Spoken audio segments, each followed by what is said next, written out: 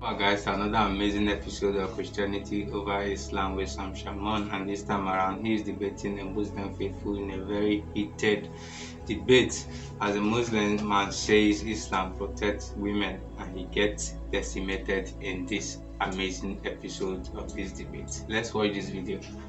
When I look at Islam, there are some values that I really like that aren't in like Christianity.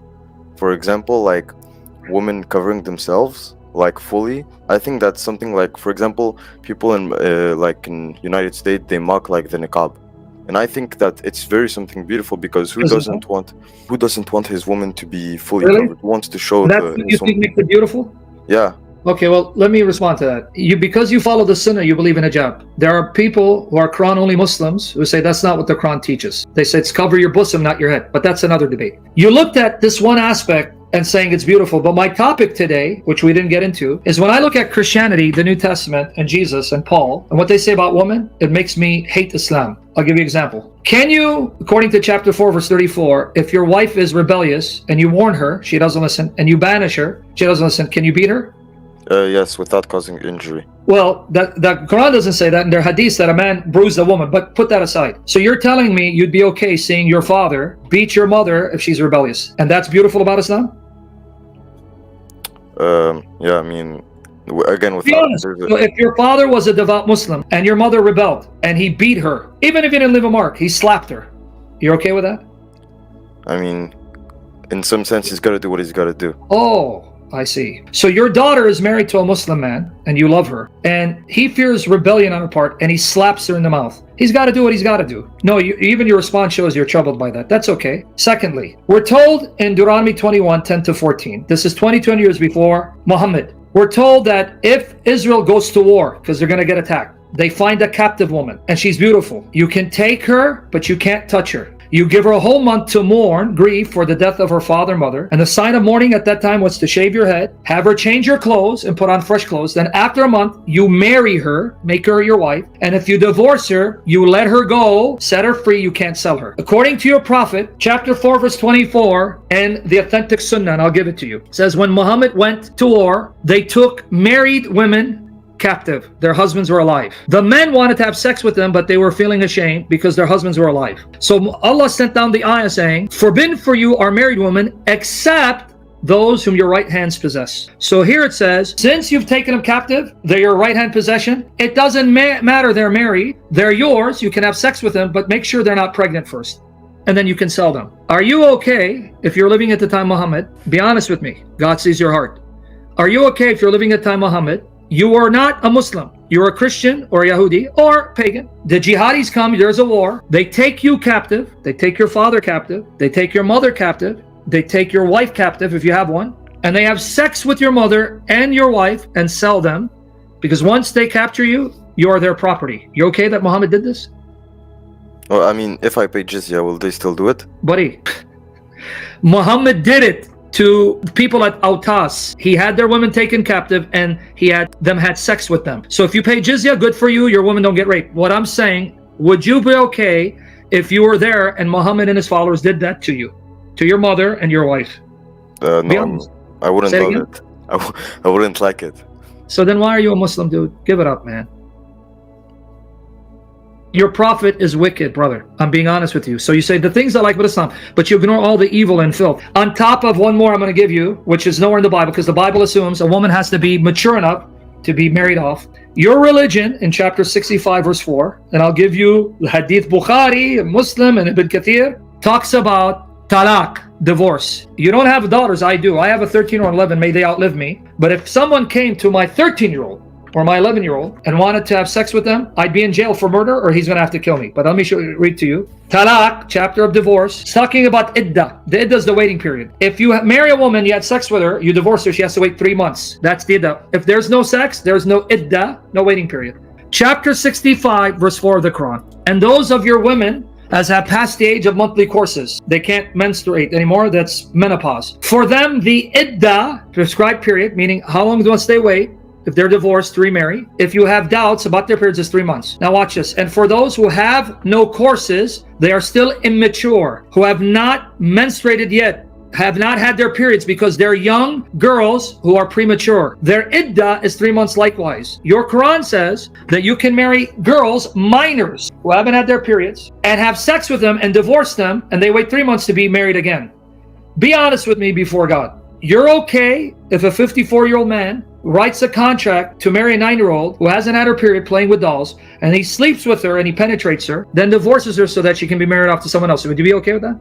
In today's age, no. But wait, it's not only for time Muhammad. This is a command, never abrogated. It's supposed to be carried out till the end, until Isa returns. So why are you saying in this age, no? Well, from what I've heard, you can't have relations, you can't... Alright, so guys, before we continue with this beautiful video, he was actually bragging initially about how Islam, the women in Islam, cover their body, and Christian girls go about exposing their body and all that.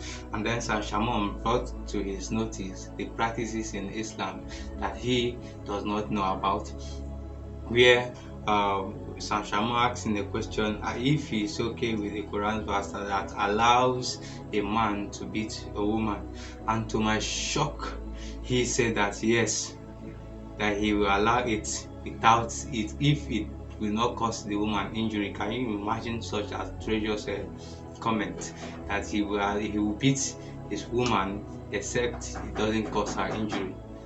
To me, that is an outrageous, and it is not a good thing to say. And then some asked him another important question: if it's okay if jihadis, that is all these Muslim warriors that go about killing people who does not believe in Islam, come to his town and then capture his wife and his mother and they have sex with them, and he said no, he does not allow, he will not accept that. And Sam Shamoun asked him why is he in Islam. Let's get back to this video to get more details. Consume the marriage until she has reached puberty. No, you heard wrong. That's a lie. There's no in the Quran that says that, or in the Sunnah. The condition, it says, you do not have sex with her if she can't handle penetration. Let me give it to you from your Salafi website, Islam QA. Quoting scholars, Nawawi, Ibn Hajar, and Bukhari. No, that's a lie. Whoever told you that. So again, since this ayah is for all Muslims to the end of the age. So again, you're trying to tell me become Muslim, but now you're telling me these commands are only for that time. So then forget about it. Would you be okay if a 54-year-old man took a 9-year-old and had sex with her in Afghanistan? No. You're not okay with it. So why do you follow Muhammad? Or So actually, if because we talk about age, what I would say is if she was a woman, was mentally what stable. 9-year-old woman is a woman at 9 when she is psychologically premature? Okay, so therefore no. Okay, but your prophet did that with Aisha. And he has it. What is your proof that she was psychologically immature?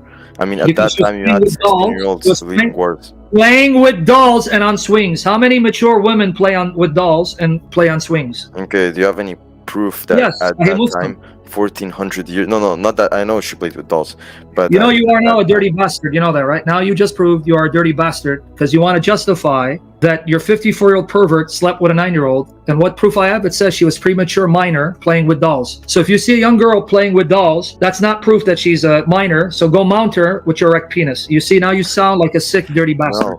No, because can you please I actually like the beginning because we're having like a respectful conversation. No, I can't respect someone that will justify this pervert who's in hell mounting a 9-year-old. You're listening to yourself?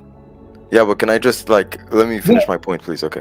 So, can you give me proof that playing with dolls is a sign of... Yes. Ibn Hajar al-Asqalani in Fath al-Bari saying, girls can only play with dolls if they haven't reached puberty. Because once you reach puberty, you can't have dolls because those are images. Yes. Ibn Hajar al-Asqalani in Fath al-Bari explaining why Aisha was allowed to play with dolls till she was around the age 14, because she was a minor who was a child, so she could play with images, which is haram in Islam for women who have reached puberty. Yes. So now you're going to condemn Muhammad?